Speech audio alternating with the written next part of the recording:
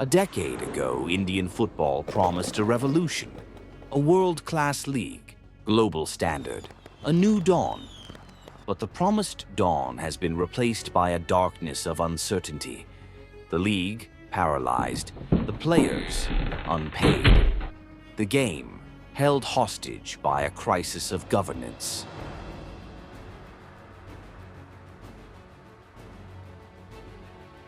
Indian football's crisis of authority.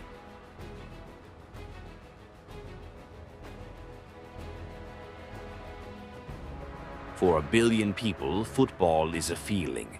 It's the roar of the crowd, the impossible goal, the promise that one day our country with this game will stand tall on the global stage. It's a game built on faith and the simple thrill of the 90 minutes.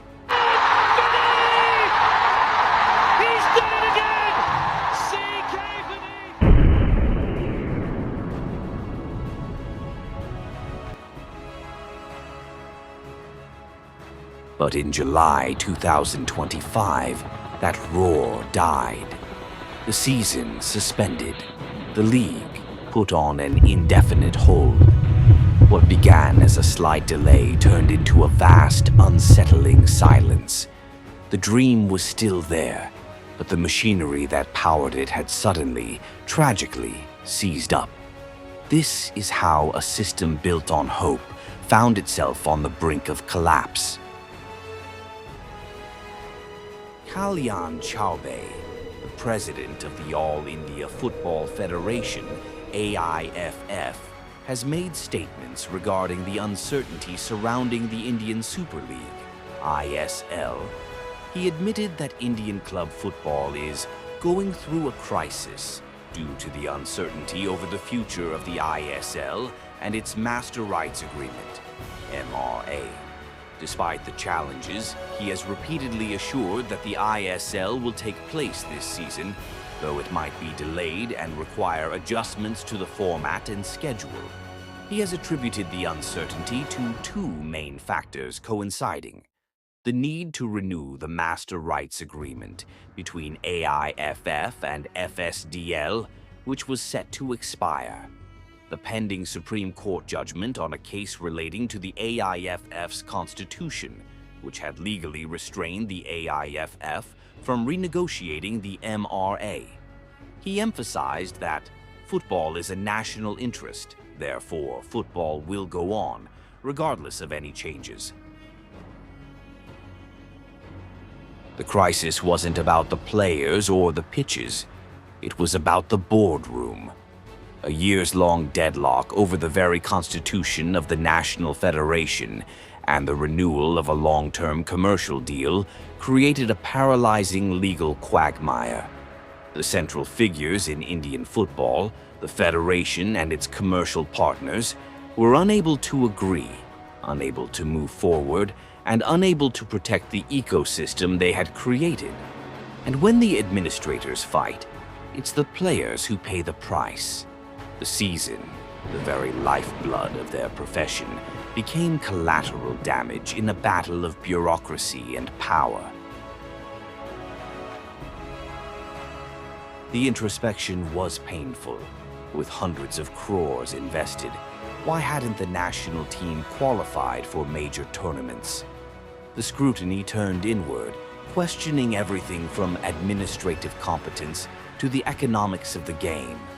The ultimate shame, external interference. World governing bodies stepped in, FIFA, demanding reform, threatening to ban the nation from international competition.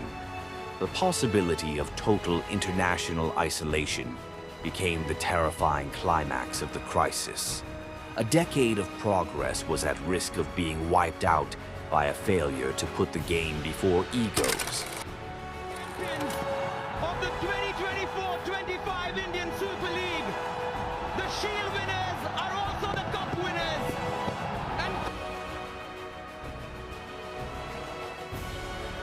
But the heart of the game beats on the pitch, not in the courtrooms. In the face of despair, the community began to look out for each other, proving that the bond forged through sport is stronger than any legal dispute. The players continued to train, holding on to the one thing they could control, their commitment.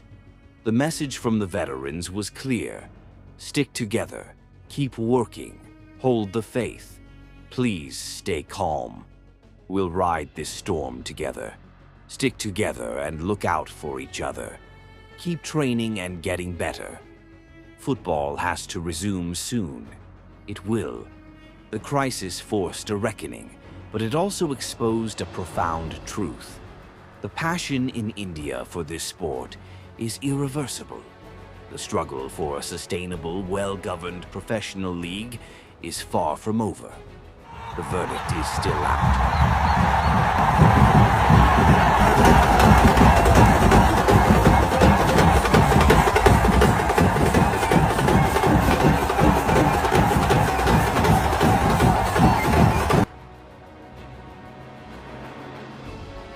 Kalyan Chobe stressed AIFF will ensure sufficient match time for the players so that they don't lose their salary. As a short-term measure to provide competitive matches, he proposed holding the Super Cup earlier than usual, potentially as a curtain raiser before the delayed ISL season. They may have paused the season, but they cannot pause the dream. The beautiful game waits now, not just for a referee's whistle, but for the administrators to finally put the future of the sport first.